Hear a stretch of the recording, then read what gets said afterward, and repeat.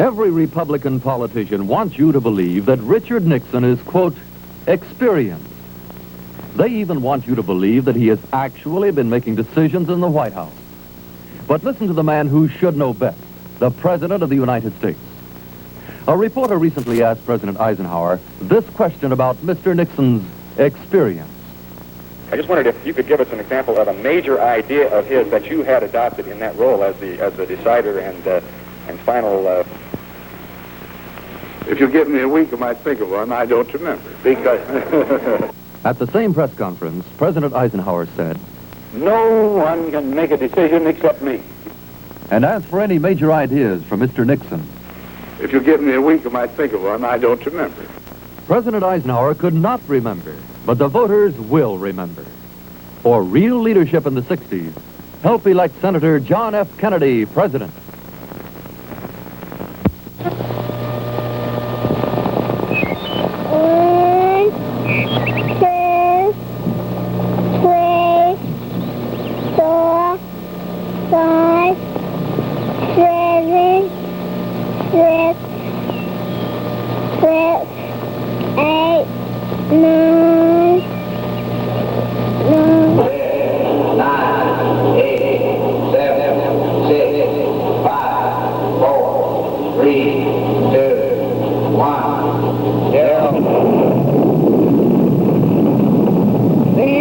The stakes to make a world in which all of God's children can live, or to go into the dark.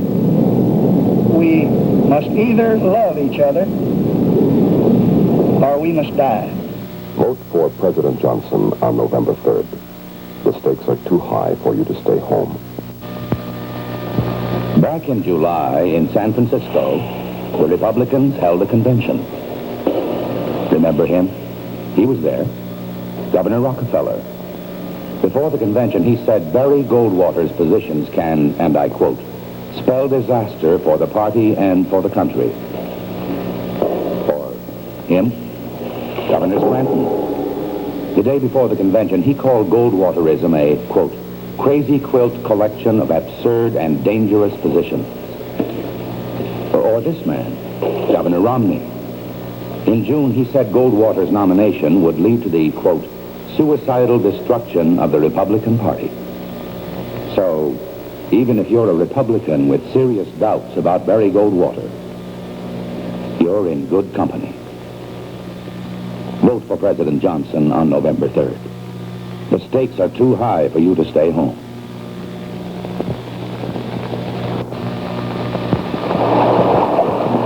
This is Arizona. Barry Goldwater's state. It's dry country out here. Water's priceless. That's why they're building this dam. It's a federal dam. Federal taxes build it. It was sponsored by Barry Goldwater. Now here's the funny part. Barry sponsored this federal dam for his state, but he wanted to sell the TVA dams in Tennessee. He voted against Hell's Canyon Dam in Idaho, against the Hanford Atomic Power Project in Washington, against public works all over the country. In Barry's book, this sort of thing is creeping socialism, except when it creeps into Arizona. President Johnson is president of all the people. Vote for him on November 3rd. The stakes are too high for you to stay home. We represent the majority of the people in Alabama who hate niggerism, Catholicism, Judaism, and all the isms of the whole world. So said Robert Creel of the Alabama Ku Klux Klan. He also said, I like Barry Goldwater. He needs our help. Vote for President Johnson on November 3rd. When somebody tells you he's for Barry Goldwater, you ask him which Barry Goldwater he's for. Is he for the one who said, we must make the fullest possible use of the United Nations? Or is he for the one who said the United States no longer has a place in the UN? Is he for the Barry who said, I've never advocated the use of nuclear weapons anywhere in the world? Or is he for the one who said, I'd drop a low-yield atomic bomb on the Chinese supply lines in North Vietnam? Is he for the Barry who said, I seek the support of no extremist? Or is he for the one who said extremism in the defense of liberty is no vice? And how is a Republican supposed to indicate on his ballot which Barry he's voting for? There's only one Lyndon Johnson. Vote for him on November 3rd. The stakes are too high for you to stay home.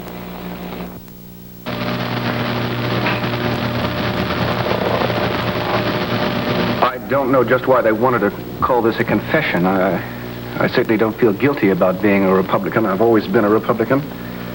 My father is, his father was. The whole family is a Republican family. I voted for Dwight Eisenhower the first time I ever voted. I voted for Nixon the last time. But when we come to Senator Goldwater, now it seems to me we're up against a very different kind of a man.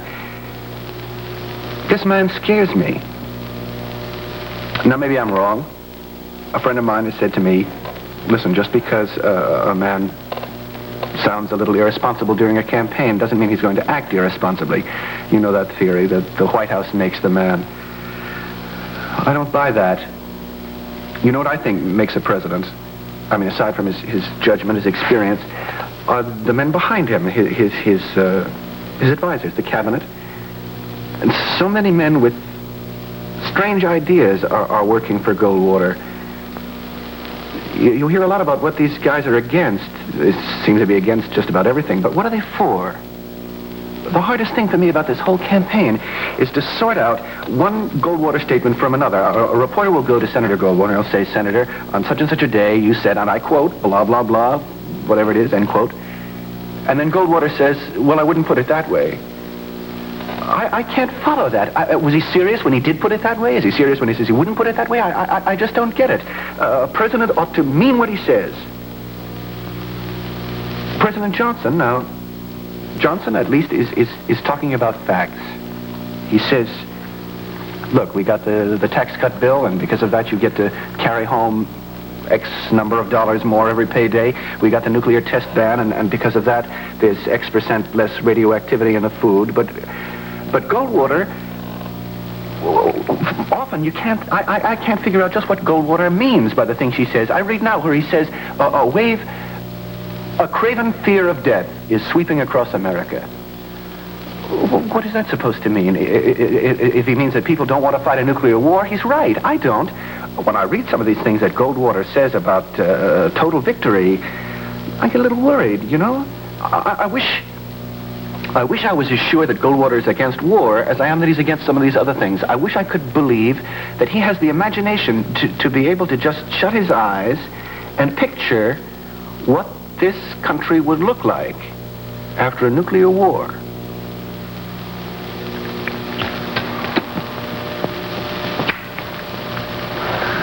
Sometimes I wish I'd been at that convention in San Francisco.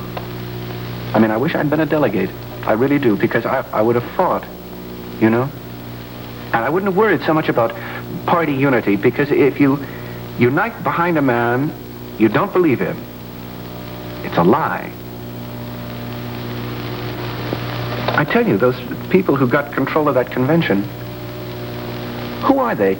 I mean, when the head of the Ku Klux Klan, when all these weird groups come out in favor of the candidate of my party, either they're not Republicans or I'm not. I thought about just not voting in this election, just staying home, but you can't do that, because that's saying you don't care who wins, and I do care. I think my party made a bad mistake in San Francisco, and I'm going to have to vote against that mistake on the 3rd of November. Vote for President Johnson on November 3rd. The stakes are too high for you to stay home. In a Saturday Evening Post article dated August 31st, 1963, Barry Goldwater said, sometimes I think this country would be better off if we could just saw off the eastern seaboard and let it float out to sea. Can a man who makes statements like this be expected to serve all the people justly and fairly? Vote for President Johnson on November 3rd. I'm Raymond Massey. And this is what really gets me. This is a picture of a dead American soldier shot by the Viet Cong guerrilla in Vietnam. What's our government doing about it? And the 275 other dead Americans? Nothing, not a thing, because we are fighting a no-win war in Vietnam, a war we don't want to win. Well, as an American, I don't like it. I don't like our policy, and I don't like no-win wars, especially wars our men are getting butchered in. Don't you want to stop this war? Don't you care about what's happening over there? Well, I care a lot. That's why I'm voting for Barry Goldwater. Barry Goldwater doesn't want to fight wars. Barry Goldwater wants to put a stop to that mess in Vietnam. That mess that's killing our men. That mess that's costing us $1 million a day. I'm going to vote for Barry Goldwater, and I urge you to do the same. Vote for a real American. Vote for Barry Goldwater. In your heart, you know he's right. Washington, President Lyndon B. Johnson said, "We are a much beloved people throughout the world."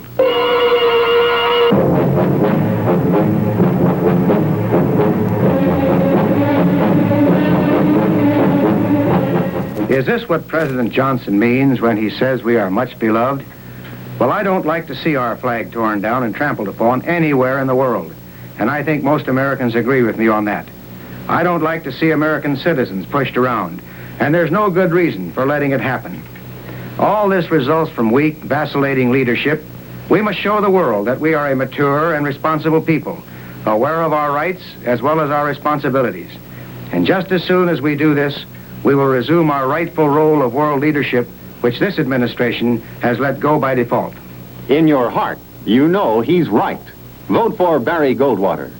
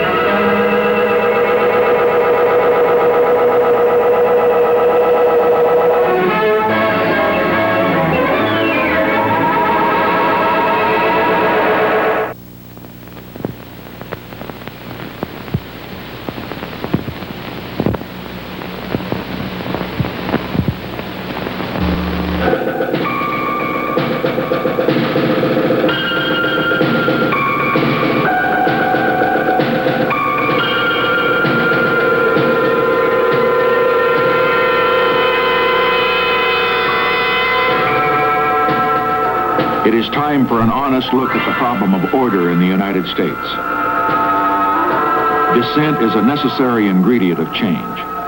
But in a system of government that provides for peaceful change, there is no cause that justifies resort to violence. Let us recognize that the first civil right of every American is to be free from domestic violence. So I pledge to you, we shall have order in the United States.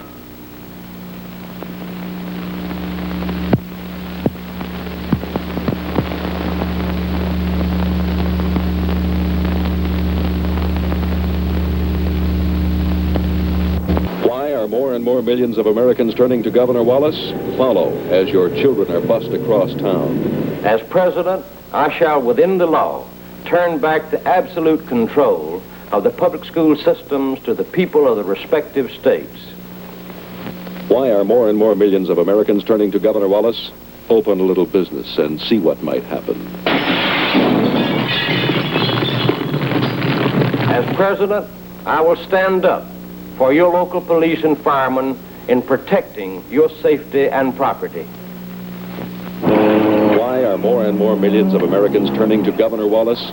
Watch your hard-earned tax dollars sail away to anti-American countries. As president, I will halt the giveaway of your American dollars and products to those nations that aid our enemies. Wallace has the courage to stand up for America. Give him your support. What has Richard Nixon ever done for you? What has Richard Nixon ever done for me? Medicare. No, that was Humphrey's idea. But Nixon. Or the bomb, the nuclear bomb. No, it was Humphrey's idea to stop testing the bomb. But Nixon. Now, what has Richard Nixon ever done for me? Let's see. Working people, I'm a worker. Nixon ever do anything? No. Humphrey and the Democrats gave us Social Security. But Nixon. Nothing in education. Nothing in housing. Hasn't done anything there either. The preceding has been a paid political announcement by Citizens for Humphrey Muskie. That's funny. There must have been something Nixon's done.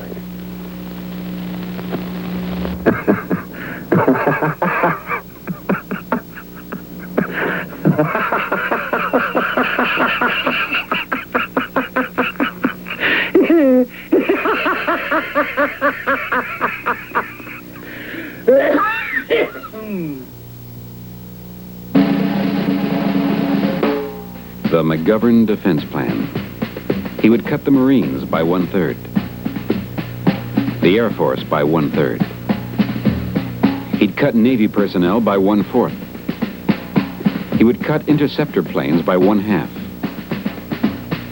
The Navy fleet by 1/2. And carriers from 16 to 6. Senator Hubert Humphrey had this to say about the McGovern proposal. It isn't just cutting into the fat. It isn't just cutting into manpower. It's cutting into the very security of this country. President Nixon doesn't believe we should play games with our national security. He believes in a strong America, to negotiate for peace from strength.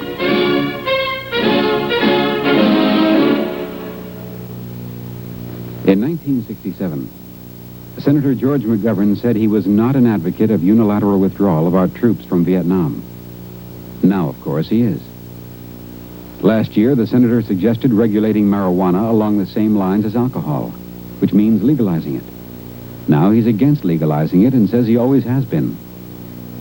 Last January, Senator McGovern suggested a welfare plan that would give a $1,000 bill to every man, woman, and child in the country. Now he says maybe the $1,000 figure isn't right. Last year, he proposed to tax inheritances of over $500,000 at 100%. This year, he suggests 77%. In Florida, he was pro-busing. In Oregon, he said he would support the anti-busing bill now in Congress. Last year, this year. The question is, what about next year?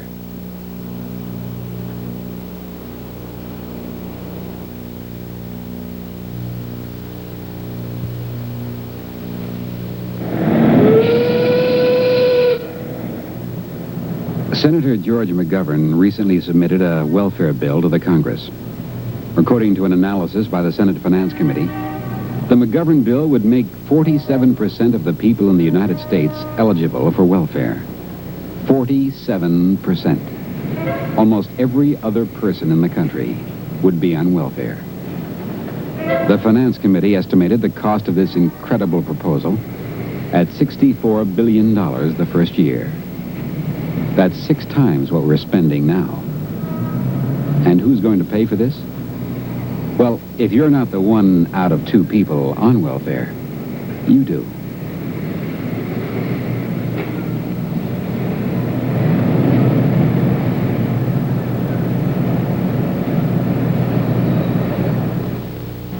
Alfred C. Baldwin, a former FBI agent, has stated this. He was hired by James McCord, security chief for both the Republican National Committee and the Nixon Campaign Committee. Mr. Baldwin was assigned to listen illegally to over 200 private telephone conversations, calls made by Democratic Chairman Lawrence O'Brien and others from tapped telephones in Democratic headquarters at the Watergate. He sent reports on these conversations to William E. Timmons, Assistant to President Nixon for Congressional Relations at the White House. In 1968, Mr. Nixon said, "The president's chief function is to lead, not to oversee every detail, but to put the right people in charge, provide them with basic guidance. and let them do the job. The question is, do we want the system to continue to work this way for the next 4 years?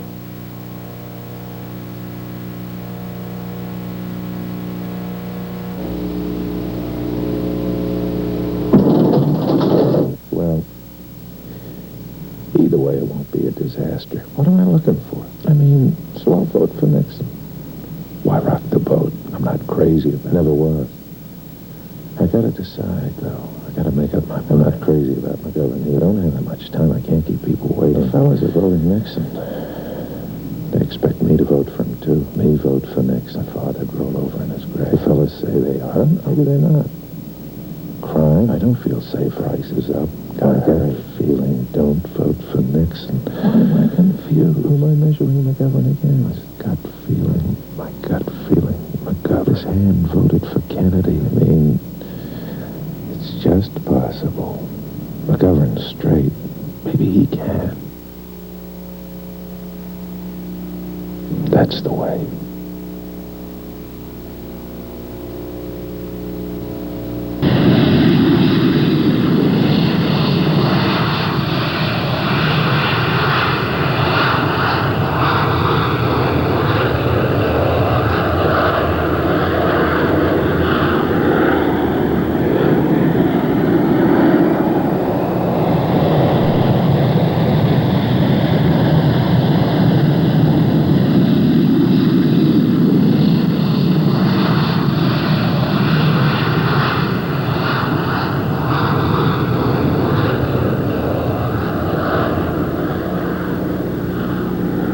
Does a president know that planes bomb children?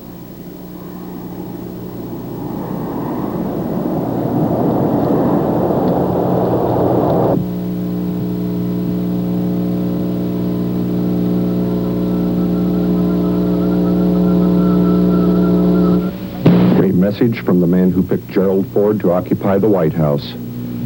You read about the mess in Washington. Mr. Stevenson can't clean it up because he was picked for the man, Truman, under whose administration the mess was made. You wouldn't trust the man who made the mess to clean it up. That's Truman.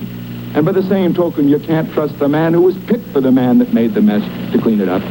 We couldn't have said it better ourselves, and now it's our turn to pick a president. Vote November 2nd. The Republican TV commercials assure us the economy is healthy, inflation's controlled, our leadership is great. But when I look around, I see every trip to the supermarket a shock, cities collapsing, suburbs scared, policemen cut, welfare skyrocketing. That's reality. The Republicans won't face up to it, but we can change it. Americans have done it before, and we'll do it again.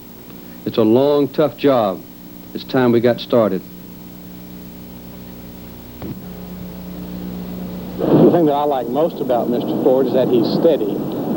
He's not erratic. We can count on him to do what's in the best interest of the country. I think he offers solidarity. I think he's a strong person. I think he stands up for what he thinks is right. I think Ford's been very stable. He takes things very gradually, very carefully, and I don't think he's going to make any big mistakes. I'm afraid that Carter is too ambiguous.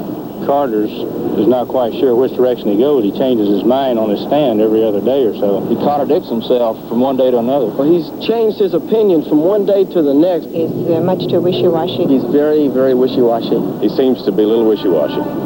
If he would stand up and say what he's for, he'd be a little bit easier to understand and maybe to believe. All the things we've read about Jimmy Carter, I think, are true, that he is fuzzy on a lot of the issues, and I like President Ford, a man who will tell you just exactly where he does stand.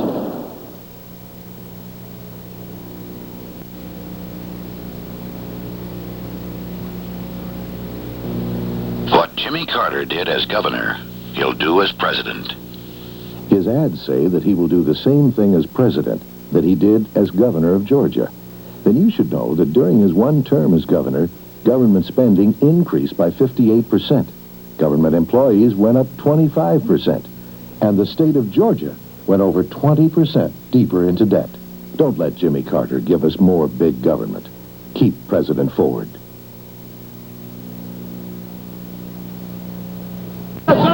When When it came to inflation, his attitude was, I'll keep my fingers crossed. Today we have 20% inflation. On housing, interest rates, even foreign affairs, his attitude was, I'll keep my fingers crossed. This man's attitude is fight until the job is done. His colleagues have named him one of our most effective senators. We have a choice. We can choose a man who'll do the job, or we can keep our fingers crossed. Take a stand. Kennedy for president. Annual cost of Kennedy wage and price controls, $7.5 billion. Annual cost of Kennedy gas rationing scheme, $2 billion. Federal share of his national health bill, $30.7 billion. New federal spending from his budget release, $7.1 billion. Total Kennedy increase in federal spending, $47.3 billion annually. Now you can choose between this big spender and a man who has just presented a balanced federal budget for the first time in 12 years. Re-elect President Jimmy Carter.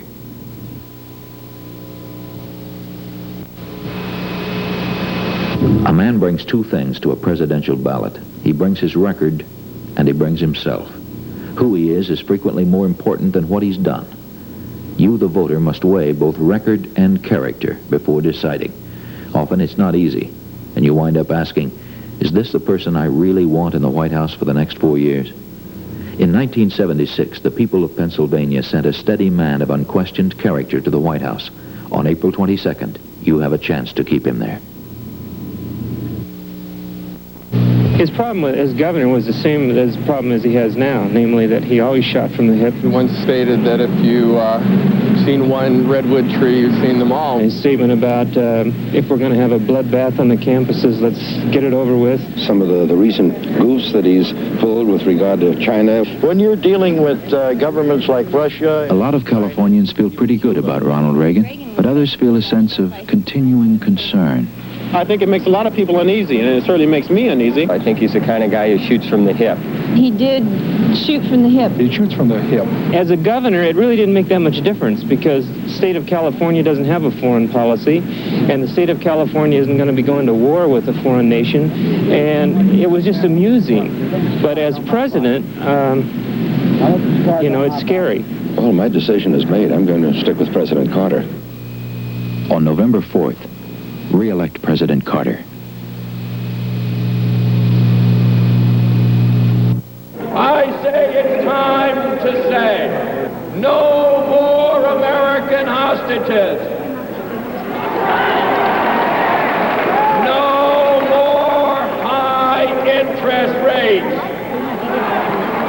No more high inflation, and no more Jimmy Carter. A reminder from Democrats for Reagan. Ford, 4 more years of broken promises. In 1976, Jimmy Carter promised to hold inflation to 4%. Today, it is 14%. He promised to create more jobs, and now there are 8 million Americans out of work. He promised to balance the budget. What he gave us was a $61 billion deficit. Can we afford 4 more years? The time is now for strong leadership. Reagan for president. The League of Women Voters invited President Carter to join the 1980 debates. He refused the invitation. Maybe it's because during his administration, inflation has gone as high as 18%. The number of Americans out of work has reached 8.5 million. Housing starts have hit a new low, while interest rates have hit a new high. Maybe he won't debate because he knows the real question is, can we afford 4 more years of this? The time is now for Reagan. Reagan for president. In 1976, Jimmy Carter promised to hold down federal spending and inflation. Today, the federal budget is at an all-time high of $578 billion. In 77, inflation rose to 7%. In 78, it topped 9%. In 79, inflation soared to 18%. After 4 years of hot air, it's time America had a president once again. Reagan. He can do the job. Do you really think Iranian terrorists would have taken Americans hostage if Ronald Reagan were president? Do you really think the Russians would have invaded Afghanistan if Ronald Reagan were president? Do you really think third-rate military dictators would laugh at America and burn our flag in contempt if Ronald Reagan were president? Isn't it about time we had the strong new leadership Ronald Reagan would provide as president? Isn't it about time America had a president whose judgment we can trust? In 1976, Jimmy Carter said, "Why not the best? Let's look at what he gave us." Andrew Young, Carter's UN ambassador, who called Iran's Ayatollah Khomeini a saint, forced to resign after lying to the president. Bert Lance, also forced to resign. Dr. Peter Bourne, the Carter drug expert, forced to resign after supplying drugs to a White House staffer. And the list goes on. If you want a president whose judgment you can trust for a change, then vote for Ronald Reagan for president. Globetrotter is a great name for a basketball player, but it's a terrible name for a United States senator. While the energy crisis was brewing last year, John Culver took 4 extensive junkets visiting countries around the world, all at taxpayers' expense. No wonder John Culver has lost touch with Iowa. With so many problems facing us Iowans, we need a senator, not a globetrotter. Let the facts speak for themselves. If Culver wins, you lose.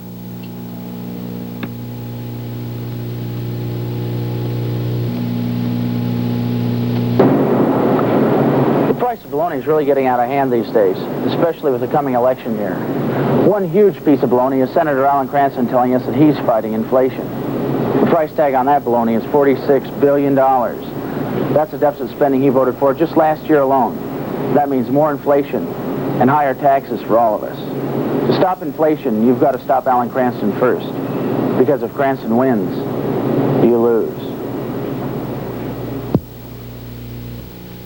Like you, I've been paying property and sales tax in South Dakota. George McGovern hasn't had to pay those taxes because he neither lived nor owned property here. Senator McGovern has said it's impractical to have a home in South Dakota. But if that's true, why does he have 2 expensive homes in the Washington, D.C. area and a farm in Nova Scotia? Now the senator has bought property in the state. But doesn't it bother you that we've been paying those taxes year after year while McGovern hasn't had to?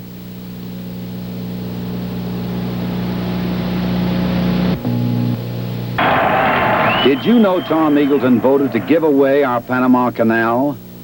Did you know Tom Eagleton voted against building the B-1 bomber, the MX missile, and the Trident submarine?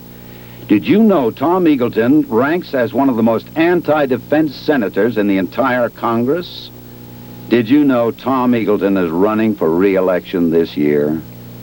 The closer you look at Tom Eagleton's record, the less you like what you see.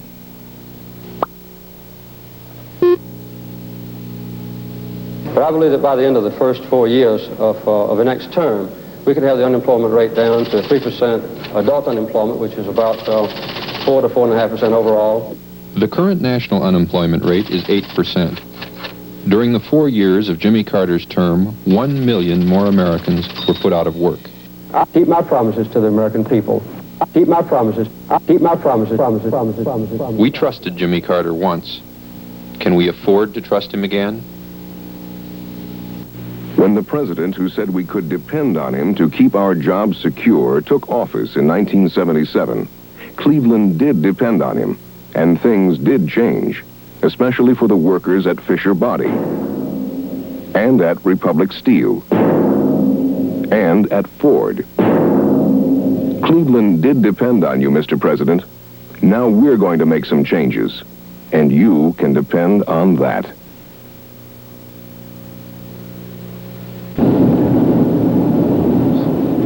Congressman, I think we're running out of gas. It's not as if the Democrat Congress didn't have a warning. They'd been told for 25 years. Congressman, we are running out of gas. The last 3 presidents sounded urgent warnings. Look at the gauge. But the Democrats, who have controlled Congress for 25 years, ignored them. They just went blindly down the road. Congressman, this is getting serious. Oh, forget it, boy. The Democrats not only failed to pass a workable energy program, they actually passed laws that cut back energy explorations here at home, discouraged alternative energy sources, and made us dependent on foreign oil. Hey, we're out of gas. The Democrats are out of gas. We need some new ideas. Vote Republican for a change.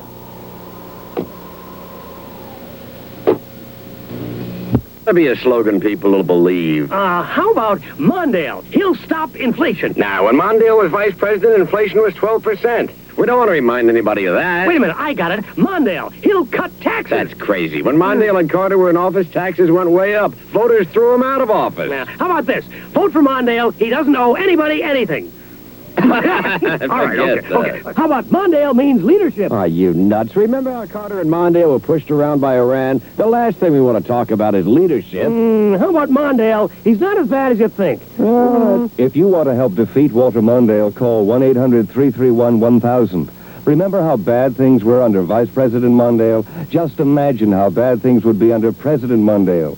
Call 1-800-331-1000. That's 1-800-331-1000 and help defeat Walter Mondale. I've got it. Vote for Mondale. He's nice to his mother. Yeah, I bet he's got a nice dog, too. What's it gonna do with this, Fernandez?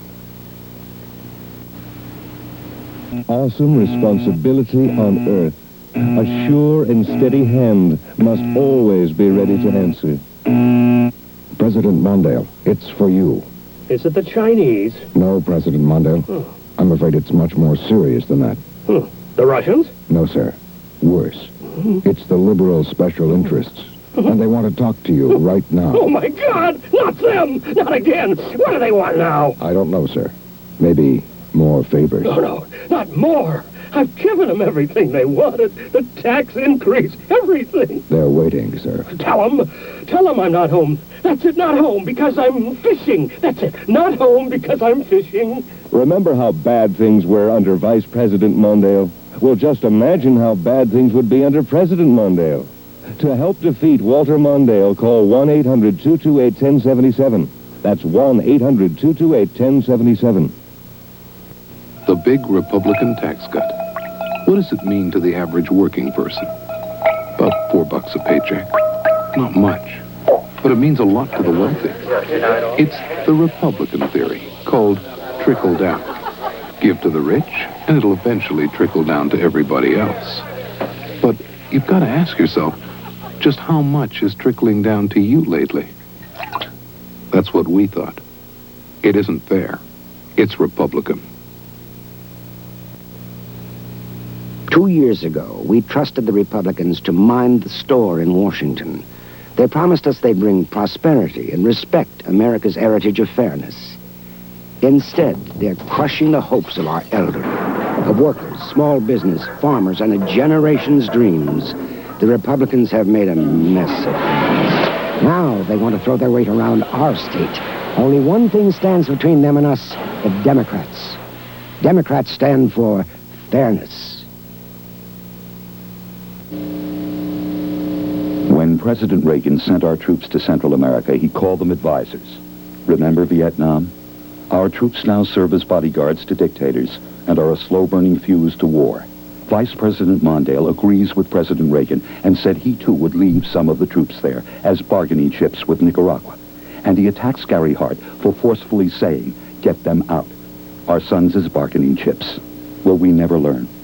Gary Hart, new, courageous leadership.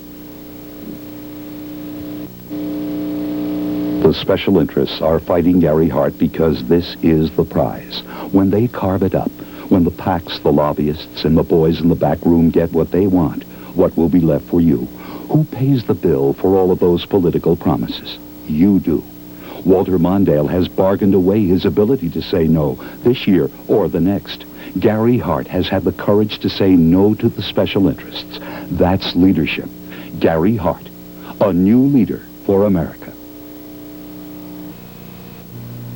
The most awesome, powerful responsibility in the world lies in the hand that picks up this phone. The idea of an unsure, unsteady, untested hand is something to really think about. This is the issue of our times. On March 20th, vote as if the future of the world is at stake. Mondale. This president will know what he's doing, and that's the difference between Gary Hart and Walter Mondale. 1982. Reaganomics plummets our economy into the deepest recession in 50 years. 2 years later, Ronald Reagan says the economy is moving up again. Of course it is. Up on a mountain of federal debt. A record federal deficit that will drive interest rates up, slow the economy down, and then, if you're thinking of voting for Ronald Reagan in 1984, just think of what will happen in 1985.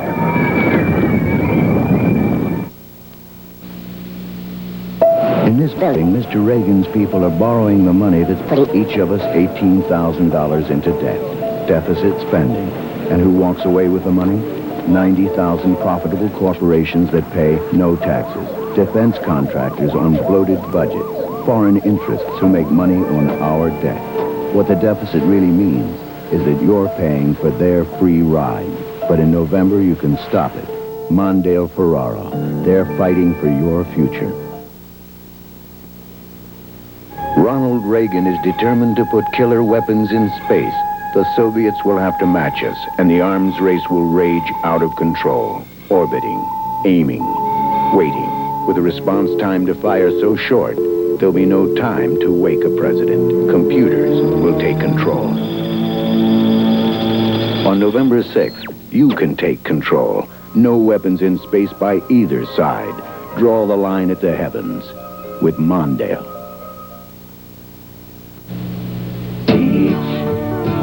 Your parents well, their children's hell will slowly go by.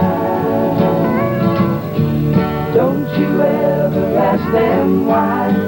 If they told you, you would cry. So just look at them and sigh, and know they love you. A lot of times you have to go without what you really would like to have, but you can't afford to buy it. I get $35 in food stamps, but I used to get 76. So they cut me right in half there. That leaves me $12.50 for the month to eat. It's a little hard to take. I just want enough to get along. That's all I ask. I couldn't share much more cuts than I have already. No way. No way. Is America back, or can we do better? Mondale for president. When you keep star-warring it, I never suggested where the weapon should be or what kind. I'm not a scientist. Well, that's what a president's supposed to know, where those weapons are going to be. If they're space weapons, I assume they'll be in space. Reagan will spend $1 trillion on his Star Wars scheme and said at the debate that he'd turn over the technology to the Russians. Mondale won't. Why don't we stop this madness now and draw a line and keep the heavens free for more?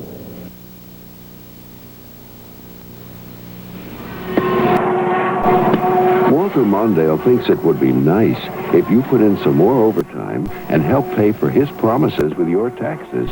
What do you think? Right. Walter Mondale thinks you can squeeze some more tax money out of your household budget. What do you think? Walter Mondale thinks if you stay out in the fields a little more each day, you can pay the higher taxes he needs for his promises. What do you think?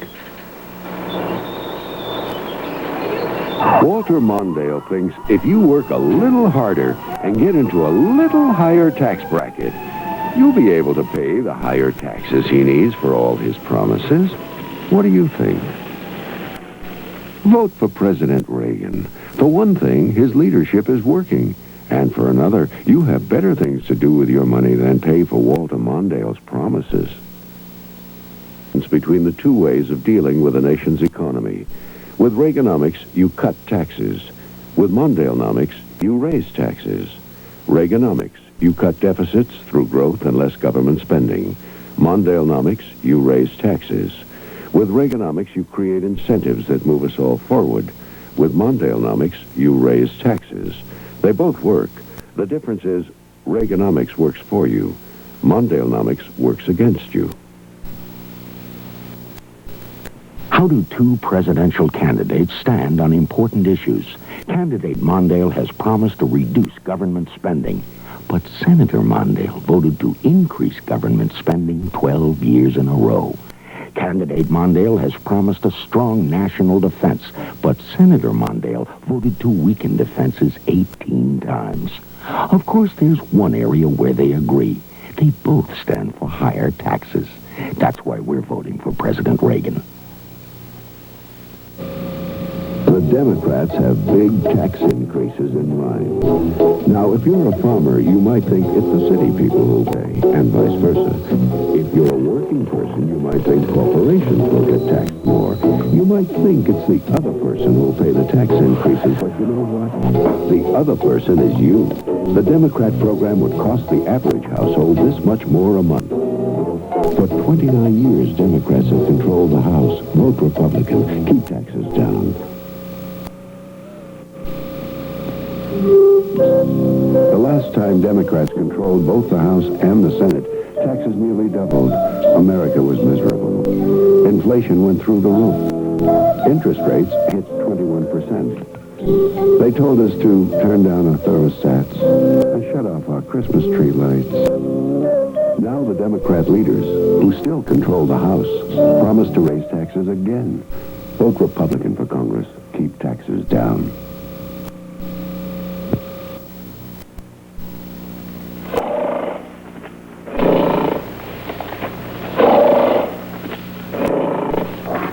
Do you know what is being done to us by the democratically controlled legislature in this state?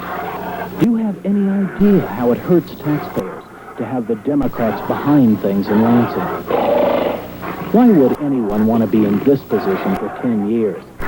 Isn't it about time we get the Democrats off our back? Everybody loves a foreign vacation. So does our Congressman, Joe Moakley. He especially loves how you pay for his junkets abroad with your tax dollars. Junkets he takes when he should be in Washington, voting on bills that affect Massachusetts. Since Joe Moakley's been in Congress, he's junketed to 14 foreign countries, all at our expense. Maybe it's time we said goodbye, Joe, for good. Elect D. Cochran to the U.S. Congress. There is an honest choice this year. Mississippi needs a strong voice in Congress. Instead, we have Wayne Dowdy, the quiet congressman. He's spoken up just 3 times in Congress, once to wish a friend happy birthday. And he's very quiet when it's time to sponsor bills. He's introduced only 2. One was to praise a ballet competition. Maybe Wayne's so quiet because he's hardly ever there. He's absent more than any Mississippi congressman. Elect Lyles Williams to Congress, a strong voice for Mississippi. This is the home of congressional candidate Denny Smith. And this is the Oregon address of Al Ullman until last year. Then Al moved here, down the block, so to speak. You see, Al really lives here in Virginia, except when he's here at his beach home in Maryland, or when he's collecting the rent at one of these 3 more homes he owns back east. Too bad Al doesn't want a home in Oregon. It'd be nice to have a congressman who likes to live here, like Denny Smith, for Congress, for Oregon, for us. Everywhere you look these days, the federal government is there, telling you what they think, telling you what they think you ought to think, telling you how you ought to do things, setting up rules you can't follow. I think the federal government is going too far.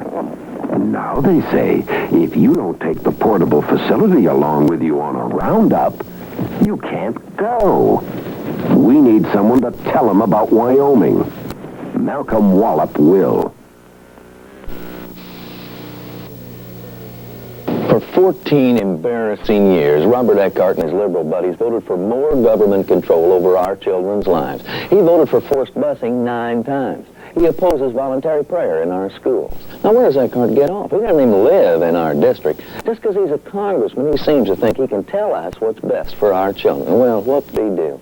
Now, Jack Fields believes that parents should decide what's best for their children. You ought to get to know Jack. He's a good man. 6 years ago, we sent Andy McGuire to Congress. In all that time, he's voted no on every proposal to strengthen America's defense. No on the cruise missile. No on the Trident submarine. No on everything. He even votes no on routine bills to keep the defense we have right now. If all congressmen voted like Andy McGuire, America would have no defense at all. Bergen County needs a change in Congress. Marge Rockema. She speaks for you. Let's play St. Germain Rummy. See if you can become a millionaire on a small salary just like our Congressman, Fred St. Germain. Wow, just like Freddie, you bought 5 pancake houses with someone else's money. All you have to do is provide a few small favors. Look at this. Condos and houses worth millions, all for just a few small favors. Uh-oh. Great, you're ignoring it just like Freddie. Isn't it time to stop playing games? This time, John Holmes for Congress.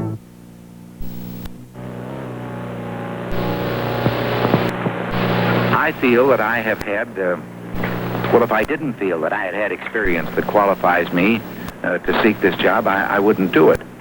Now, mine was not in politics. You wanted law and order in this town. You've got it. I'll shoot the first man who starts for those steps. And here's exciting new Baraxo waterless hand cleaner. Watch. New Baraxo waterless hand cleaner removes the toughest dirt or stains. Gets hands clean and smooth fast, anytime. What a convenience. That's new Baraxo waterless hand cleaner. I see beyond it, joint. Right through the dirty wallpaper. Ronald Reagan as the tight-lipped soldier of fortune, whose past was a mystery. Over the years, Ronald Reagan has played many roles. This year, he wants to play governor. Are you willing to pay the price of admission?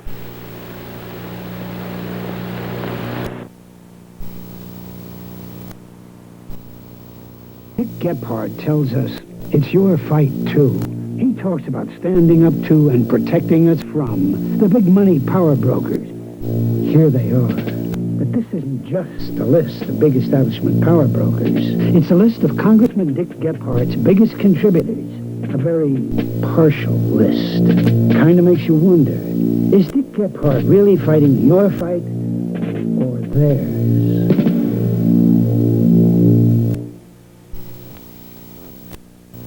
Congressman Dick Gephardt has flip-flopped on a lot of issues. He's been both for and against Reaganomics, for and against raising the minimum wage, for and against freezing Social Security benefits. Congressman Gephardt acts tough toward big corporations, but takes their PAC money. Mike Dukakis refuses PAC money, opposes Reaganomics, and supports a strong minimum wage and Social Security. You know where Mike Dukakis stands, but Congressman Gephardt, he's still up in the air. They've spent so much money now that money has become the priority. Not human life, not public safety. Money has become the priority. We know evacuation's impossible in a serious accident. They want us to wait for someone to come help us, and we know that no one's going to be there. Mike Dukakis saw the problem. He had the courage to do what was right for the people of New England. He stopped Seabrook.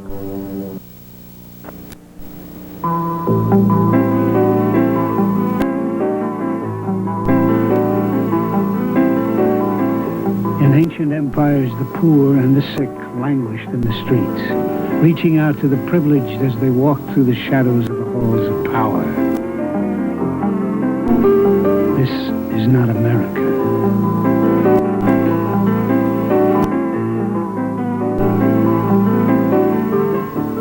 I hope, if I'm President of the United States and Mr. Gorbachev comes to visit me, that we'll have a country in which there are not people sleeping on streets and in doorways. It's time this country recommitted itself to one very basic principle, and that is a decent and affordable shelter ought to be the birthright of every American. Ought to be the birthright of every American. It's time to stand up for what America stands for. Mike Dukakis.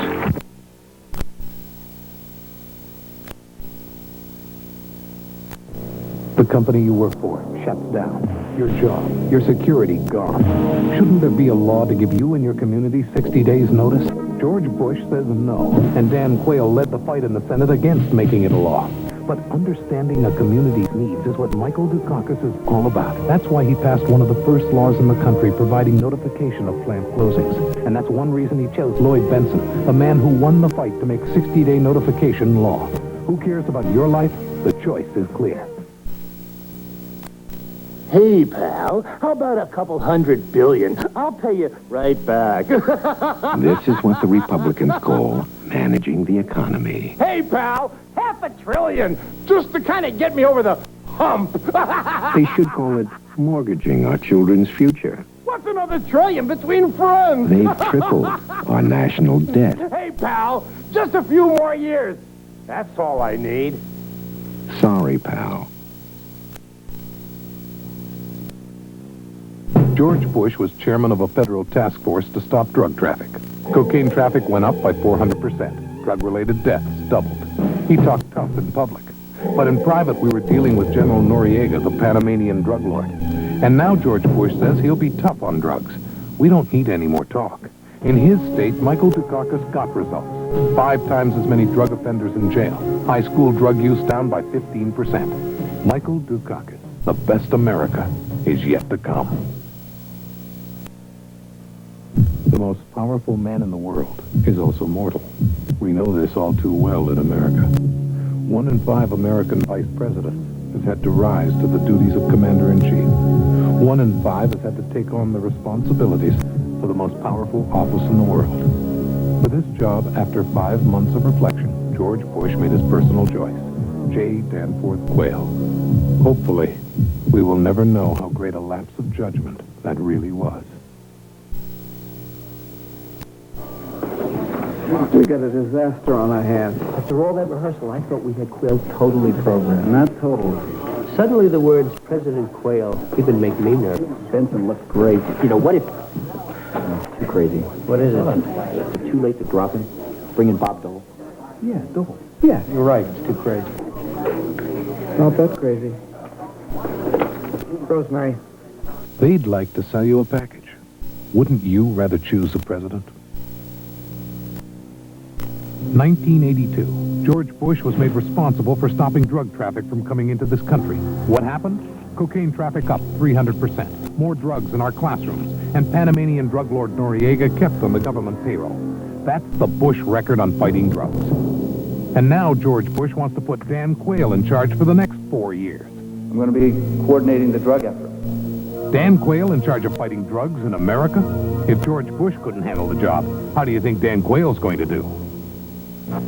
George Bush talks a lot about prison furloughs, but he won't tell you that the Massachusetts program was started by a Republican and stopped by Mike Dukakis. And Bush won't talk about the thousands of drug kingpins furloughed from federal prisons while he led the war on drugs. Bush won't talk about this drug pusher, one of his furloughed heroin dealers, who raped and murdered Patsy Pedren, pregnant mother of 2.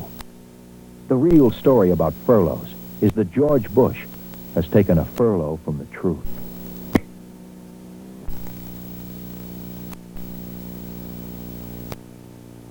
And Bob Dole on leadership. George Bush led the fight for the INF Treaty. Bob Dole straddled until the polls told him it was popular. Bush says he won't raise taxes, period. Dole straddles.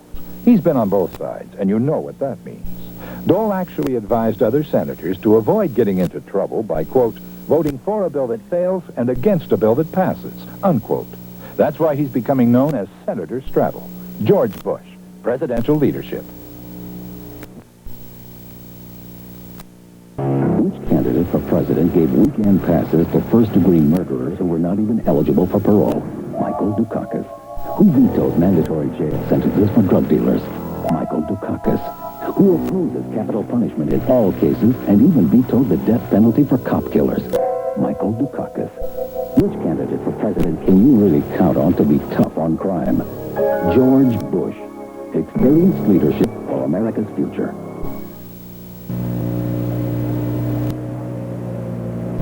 As a candidate, Michael Dukakis called Boston Harbor an open sewer. As governor, he had the opportunity to do something about it, but chose not to. The Environmental Protection Agency called his lack of action the most expensive public policy mistake in the history of New England. Now, Boston Harbor, the dirtiest harbor in America, will cost residents $6 billion to clean. And Michael Dukakis promises to do for America what he's done for Massachusetts.